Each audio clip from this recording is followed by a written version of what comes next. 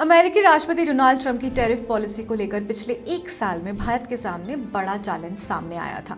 भारतीय सामान पर टैरिफ कभी 50% तक पहुंचा, फिर घटकर 18% हुआ और अब करीब 10% के आसपास है। सवाल था, क्या इससे अमेरिका को होने वाला भारत का एक्सपोर्ट गिर जाएगा? लेकिन आंकड़ों की तस्वीर कुछ और ही कहानी बता रही है। पिछले 12 महीनों में भारत के कुल एक्सपोर्ट में अमेरिका की हिस्सेदारी करीब 20% रही। आसान भाषा में समझे तो भारत दुनिया को जितना सामान बेचता है उसमें करीब हर $5 में से $1 का सामान अमेरिका जाता है। और खास बात यह है कि भारी टैरिफ और व्यापारिक तनाव के बावजूद अमेरिका अभी भी भारत का सबसे बड़ा एक्सपोर्ट मार्केट बना हुआ है। टैरिफ बढ़ा लेकिन भारतीय सामान की मांग क्यों नहीं घटी? ये बहुत बढ़िया सवाल है और इसका आंसर आपको इस वीडियो में मिलने वाला है। दरअसल अमेरिका भारत के लिए सिर्फ एक बड़ा बाजार नहीं है, बल्कि कई अहम प्रोडक्ट्स के लिए बेहद इम्पॉर्टेंट बाजार है। भारत अमेरिका को इलेक्ट्रॉनिक्स, इंजीनियरिंग सामान, दवाइयाँ, कपड़े, जेम्स और ज्वेलरी जैसे प्रोडक्ट्स बेचता है। अमेरिकी बाजार बहुत बड़ा है और वहाँ भारतीय कंपनियों को अच्छी मांग है और बेहतर कीमत मिलने की संभावना रहती है।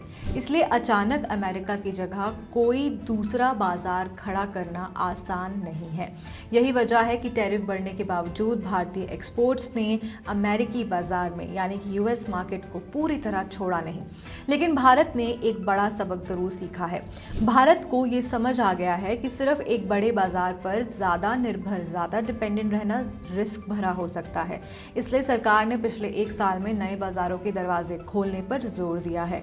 कई मार्केट्स में बाजार में इंडिया की जो एंट्री है वो हो गई है। उन्होंने ब्रिटेन के साथ शुरुआत की, ब्रिटेन के साथ ट्रेड डील लागू हुई, यूरोपियन यूनियन, ओमान और न्यूजीलैंड के साथ भी व्यापार बढ़ाने की कोशिश हुई। इसके अलावा भारत की नज़र लैटिन अमेरिका, अफ्रीका और पश्चिम एशिया जैसे बाजारों पर भी है। लेकिन यहाँ एक बात समझना ज़रूरी है, नया ट्रेड एग्रीमेंट होने का मतलब ये नहीं है कि अगले ही महीने एक्सपोर्ट कई गुना बढ़ जाएगा। एक्सपोर्ट्स के संगठन यानी कि फाइओ के मुताबिक बाजार में विविधता लाने में 2 से 3 साल तक लग जाते हैं, यानी नया बाजार तैयार करने की प्रोसेस काफ़ी लंबा है। अगर भारत के एक्सपोर्ट मार्केट की तस्वीर देखें तो अमेरिका के बाद कई दूसरे बाजार भी तेज़ी से इंपॉर्टेंट हो रहे हैं। यूएई की हिस्सेदारी करीब 8%, यूरोपियन यूनियन की करीब 16%, जीसीसी यानी कि गल्फ देशों की करीब 13% और एशियन की करीब 9% बताई गई है। बाकी देशों की हिस्सेदारी मिलाकर 34% है। यानी भारत के पास अमेरिका के अलावा भी काफ़ी बड़ा एक्सपोर्ट नेटवर्क मौजूद है। यूएई भारत के लिए तेज़ी से बढ़ता बाजार बन रहा है। पिछले 12 महीनों में यूएई को भारत का एक्सपोर्ट करीब $37.37 अरब रहा। साल 2022 में दोनों देशों के बीच व्यापार समझौता हुआ था और अब उसका असर भी धीरे धीरे दिखाई दे रहा है। चाइना की तस्वीर भी काफ़ी इंटरेस्टिंग है, वो भी समझाती हूँ। पिछले 12 महीनों में भारत का चीन को एक्सपोर्ट करीब 42% बढ़कर $21.5 अरब पहुंच गया। लेकिन यहाँ एक बड़ा अंतर अभी भी है। अमेरिका को भारत का एक्सपोर्ट करीब $88.5 अरब है, यानी चीन में तेज़ी ज़रूर आई है लेकिन अमेरिका की बराबरी से अभी भी काफ़ी दूर है।